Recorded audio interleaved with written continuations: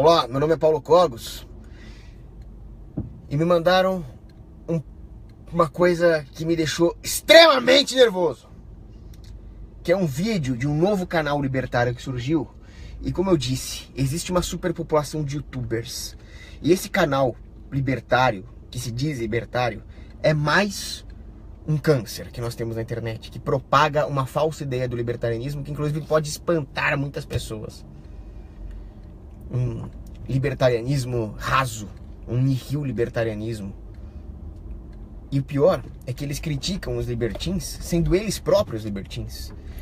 Aliás, se o Stone Garu for ver esse vídeo, eu peço para que ele entre na minha timeline. Eu fiz um vídeo lá ao redor do meio-dia e eu acabei postando na minha timeline sem querer, quando era para eu ter postado no grupo Libertarianismo. Mas o fato é o seguinte, nem vou cantar musiquinha hoje porque eu tô muito nervoso. O canal tenta refutar um vídeo que eu fiz algum tempo atrás, dizendo que aquele tatuador que tatuou a testa do bandido lá, eu sou ladrão e vacilão, eu disse que esse tatuador foi bonzinho demais. E aí esse canal tentou me refutar. Mas para me refutar, esses caras partiram de uma premissa falsa, totalmente caluniosa. E praticamente toda a linha de argumentação deles é baseada nesta calúnia, nesta maldade, nesse espantalho, nessa tentativa, como dizia aquele outro canalha do Brizola, pra me difamar, pra me denegrir, pra me caluniar, pra me rebaixar. Parafraseando o Brizola. Eles falaram que eu não tenho nenhum senso de proporcionalidade e que eu defenderia a punição absoluta. Ou seja, roubou um iogurte no supermercado, pena de morte. Não, seus imbecis de merda, eu não defendo isso. Eu defendo que haja sim um senso de proporcionalidade, só que vocês são ou desonestos demais, ou retardados mentais demais, porque nos meus vídeos a respeito daquele tema do tatuador, eu cansei de explicar isso, seus imbecis, seus idiotas. A questão é, eu tenho um senso de proporcionalidade exponencial. Então, para crimes muito leves, eu defendo punições leves. À medida que os crimes vão ficando pesados, eu defendo que a punição vá subindo exponencialmente.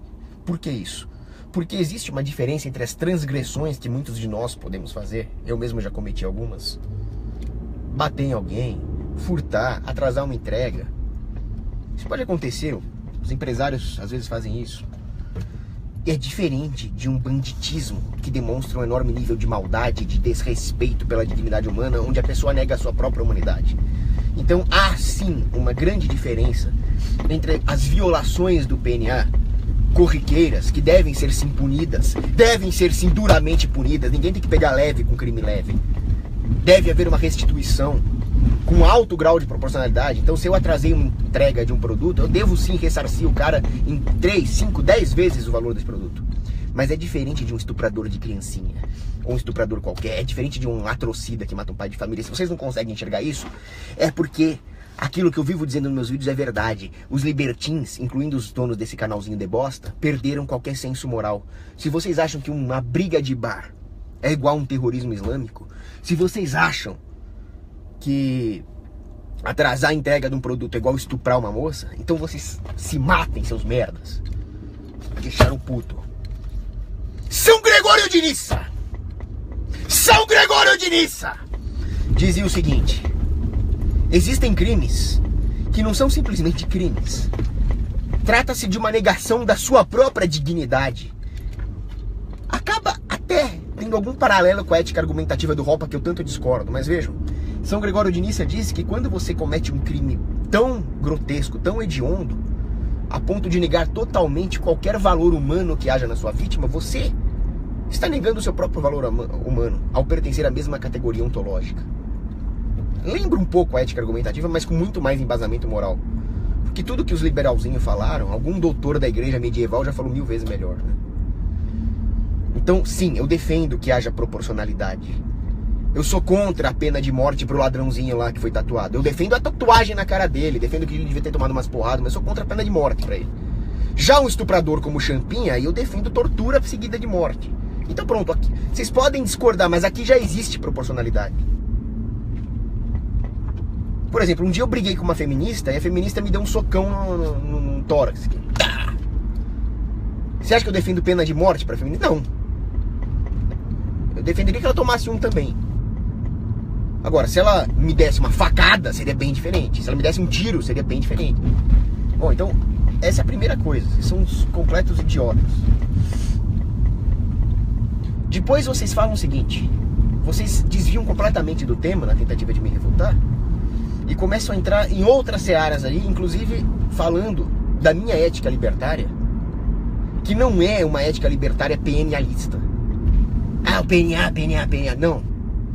É preciso fazer aquela velha distinção entre ética e moral, coisa que os libertins não fazem. Então, a ética é um ramo da filosofia. A moral são valores absolutos do que é certo e errado. Se vocês não tiverem isso em mente, vocês não são capazes de falar nada.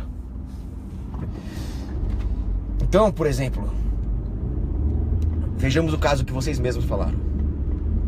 Eu defendo que em alguns casos a violação do PNA seja válida. Aquele exemplo que eu dei no meu vídeo. Eu roubaria um clipe de papel para salvar a França.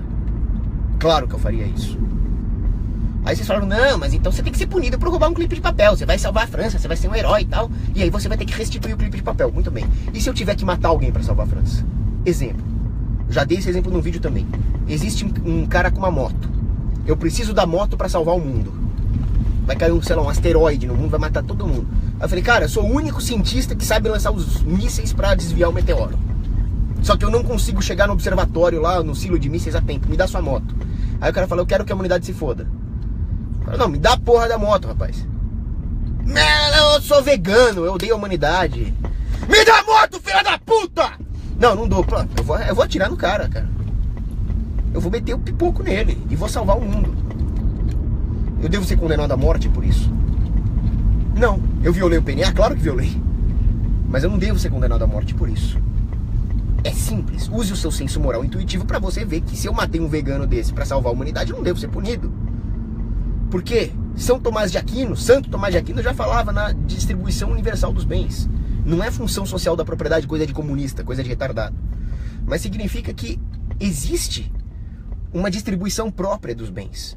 E se naquele momento o cara é tão imoral, mas tão imundamente imoral, a ponto de querer ver a humanidade morrer e eu tô querendo a moto dele pra salvar o mundo, aquela moto tem que ser minha. Pra salvar a humanidade. Normalmente isso não acontece, são situações esdrúxulas. Normalmente a propriedade privada deve ser respeitada porque inclusive o homem não tem a capacidade que Deus tem de aferir a propriedade no seu pleno sentido. Então a propriedade privada é o melhor guia que nós temos. Eu não defendo a violação da propriedade privada a torto e a direito simplesmente porque você achou uma justificativazinha moral qualquer. Eu defendo que aquele que violar a propriedade privada tenha que se justificar, sim. É muito mais saudável do que alguém ter que justificar a própria propriedade privada. Caso contrário, nós cairíamos no socialismo, né? Agora, daí o cara confundir totalmente moral com ética, nós caímos em situações esdrúxulas das quais ele mesmo trata nos vídeos. Ele fala, por exemplo, inclusive citando o Alexandre Porto, que tá ferrado comigo. Alexandre Porto, você se prepara, cara. Mas ele fala o seguinte, não, é difícil aferir o que é um crime. O que é uma violação da propriedade privada? Esbarrei em você. Acendi uma lâmpada à noite lá, o fóton chegou no seu olho. Ele dá esse tipo de exemplo. Mas justamente, se é tão difícil aferir o que configura um crime, já que microviolações do PNA acontecem o tempo todo, é justamente por esse motivo que nós precisamos lastrear o conceito de propriedade privada e, portanto, o conceito de crime em um parâmetro moral. Do contrário, aquele que detiver a hermenêutica do que é propriedade privada vai ter um poder estatal na mão. Só a moralidade pode evitar que disso surja um Estado. Que os hermeneutas da propriedade privada se tornem um Estado ele mesmo. Se é tão difícil assim aferir o que é um crime, o que é uma violação da propriedade privada, e portanto mais difícil ainda discutir qual é a proporção, qual é a pena justa, por isso mesmo nós precisamos lastrear todas as nossas decisões, inclusive o próprio conceito de propriedade privada, em parâmetros morais absolutos. É simples. E tudo isso deve ter um lastro prático.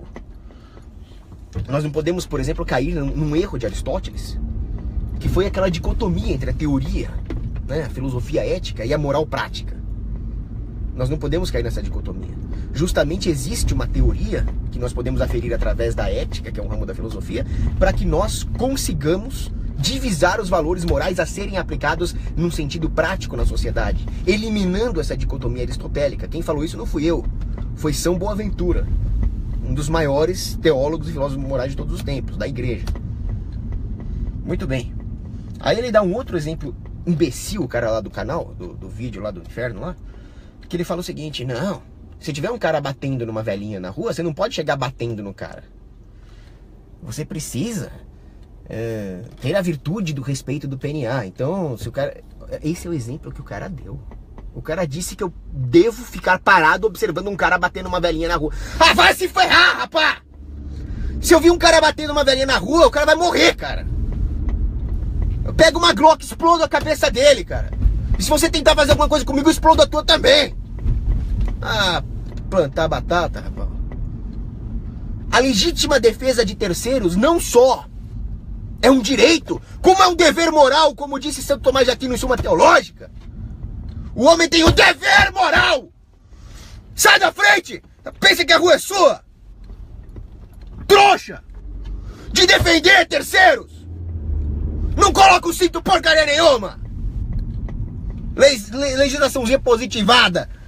Doma lá, todo mundo é obrigado a colocar o cinto pela sua própria segurança. E se você não colocar o cinto, eu te meto numa cadeia com um monte de estuprador pela sua própria segurança. Porque quando eu fui prefeito da cidade de São Paulo, a rota ia pra lá tomar no rabo.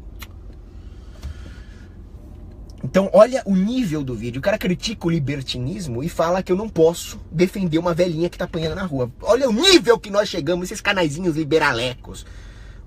Essas porcarias estão proliferando no YouTube, meu amigo. Que absurdo.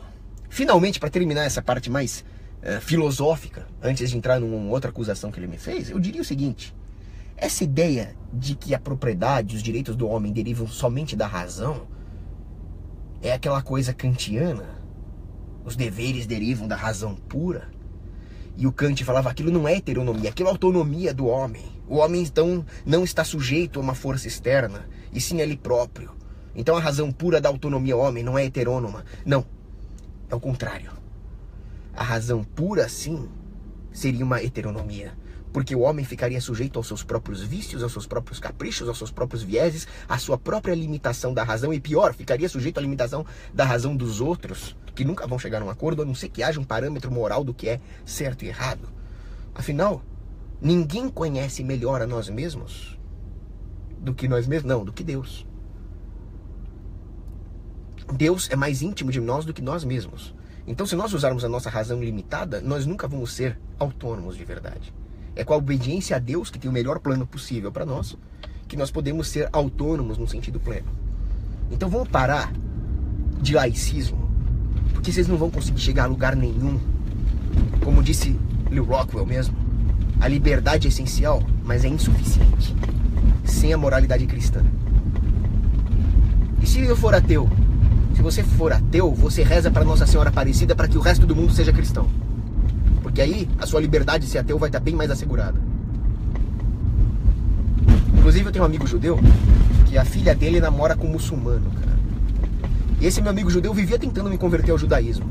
Aí eu falava pra ele: não, eu não vou virar judeu, cara. Eu acabei de voltar da peregrinação pra Aparecida, cara. Esquece esse negócio de tentar me converter ao judaísmo. E ele ficava lá insistindo: como é que pode? Seu pai é judeu, sua família paterna é toda... E o cara, né? Aí o dia ele chega lá: não, minha filha tá namorando com um muçulmano. Eu falei: não, isso é um absurdo. Eu vou rezar pela sua filha, eu vou rezar um terço pela sua filha. Aí ele: reza um terço pela minha filha, reza pra Nossa Senhora Aparecida. Eu dei muita risada. O judeu pedindo pra eu rezar pra Nossa Senhora Aparecida pra livrar a filha dele do muçulmano. É, tá certo, né? Mas aí, por falar em família, esse mesmo videozinho aí, libertino, vem tentar me refutar por causa de um exemplo que eu dei. Que é o seguinte: eu disse que eu violaria o PNA, no sentido estrito sensu ali, se eu tivesse uma filha e a minha filha se apaixonasse por um pilantra, né, por um desses caras que gostam de enganar as mulheres. E aí a minha filha tá toda apaixonadinha, não interessa, minha filha é adulta, cara, eu sou pai dela, ela vai ser criancinha pra mim o resto da vida.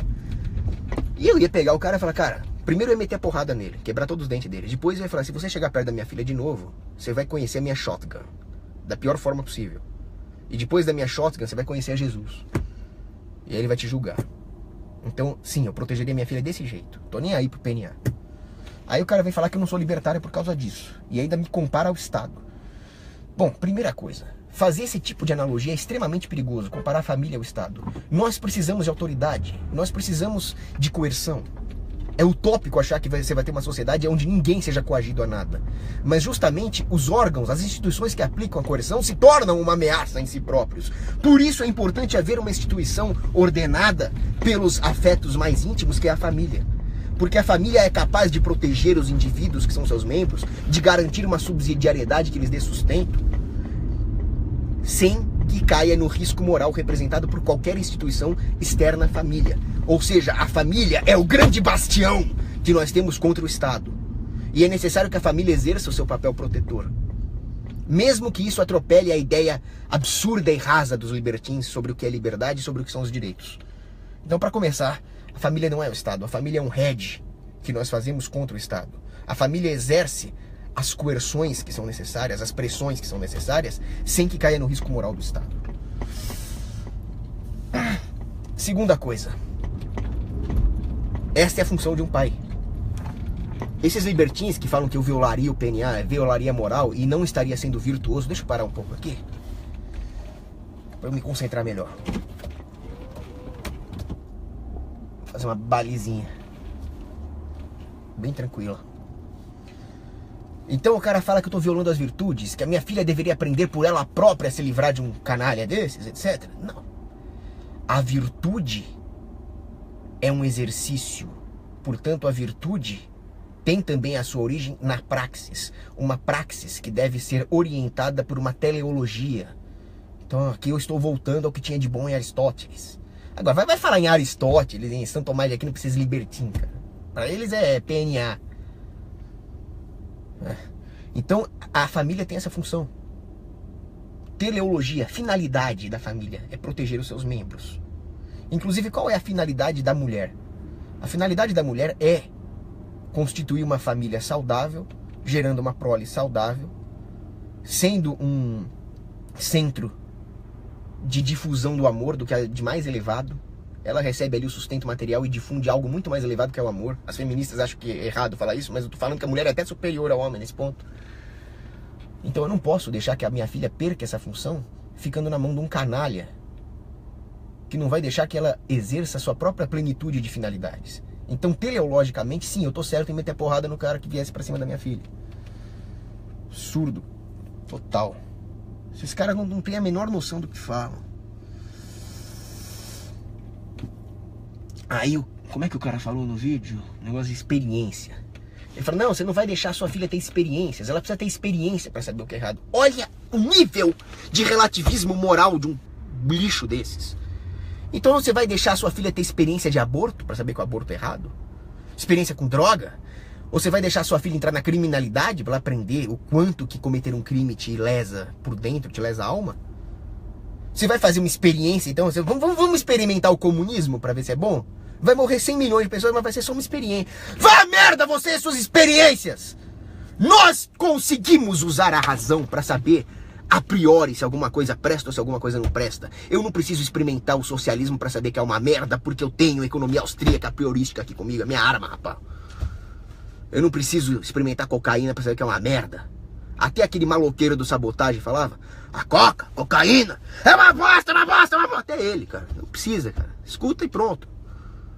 Agora você vai deixar sua filha sair com um babaca, com um cara que enganar ela, pra ela ganhar experiência?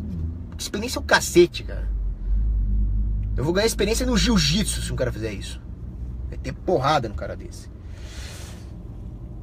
Aí o cara fala o seguinte. O cara fala, então, portanto, a sua filha tá acima da ética. Não, minha filha não tá acima da ética. Eu tô protegendo a minha filha, que é uma tontinha, que tá apaixonada por um bosta. Eu vou lá e quebro o bosta. Mas, se a minha filha se candidatar a vereadora, aí eu deserdo ela. E ainda declaro ela infame. Falo, você não é mais minha filha. Você pode mudar o seu sobrenome, que você não é mais Cogos, não. Se a minha filha se candidatar a cargo público, ou fizer concurso pra Receita Federal, tá deserdada, o nome dela não é mais Cogos. não conheço ela. Então ela não tá acima da ética. Mas se ela for tontinha, como toda adolescentezinha é tontinha, e se apaixonar por um babaca desses, ela não tá violando a ética. Quem vai violar a ética sou eu, cara.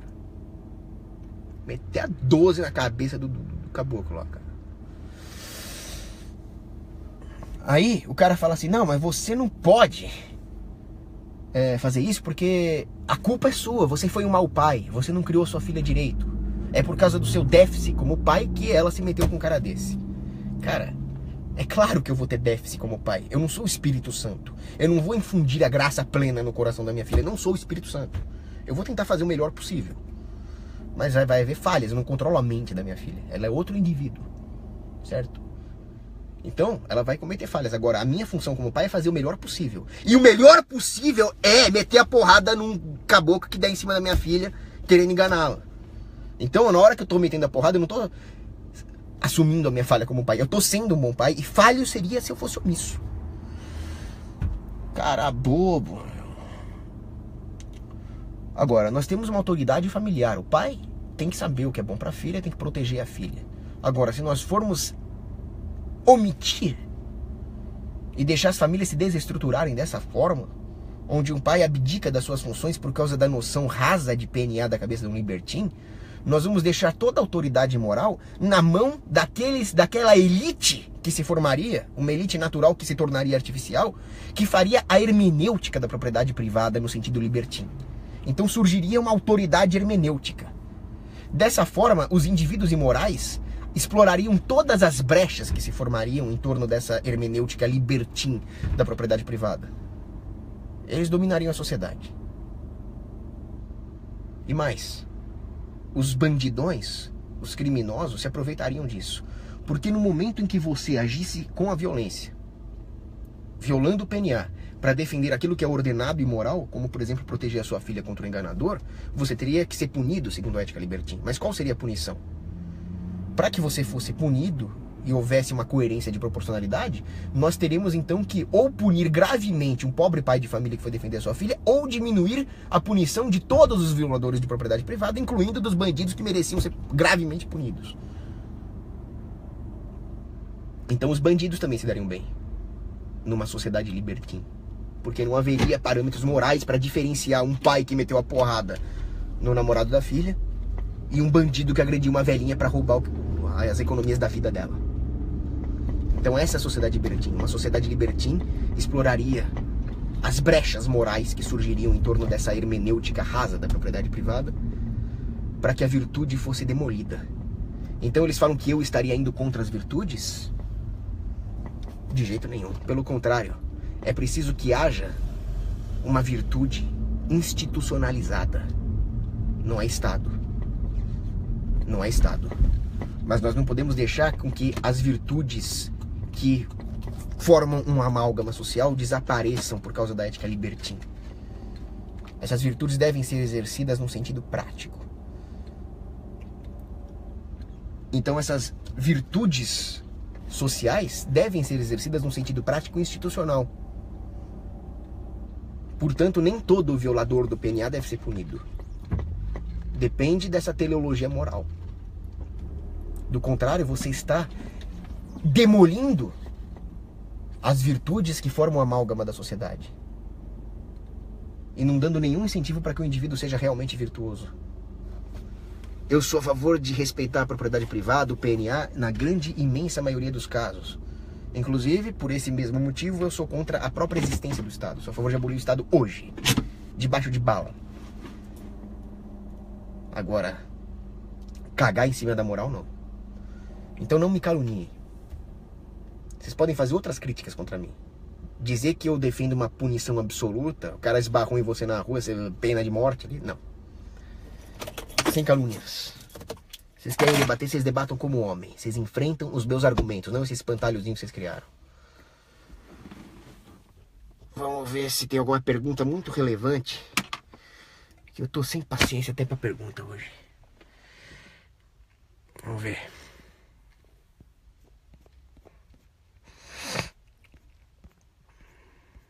Odeio clima frio. Salve pra Ijuí, Rio Grande do Sul. João Jones pergunta qual o nome do canal que tá tentando me refutar. Não vou fazer propaganda grátis deles. Não amar publicidade. Sabe quem fala essa frase? É o Mauri Júnior, que é meu amigo pessoal. Ele fala: não amar publicidade. Tá certo? É o Mauri Júnior! Essa imitação não saiu boa. Bom, vou desligar aqui, vai. Meu pai tá me chamando aqui que nós vamos comer polpetone.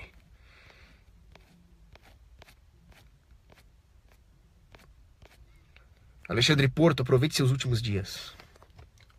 Abraço.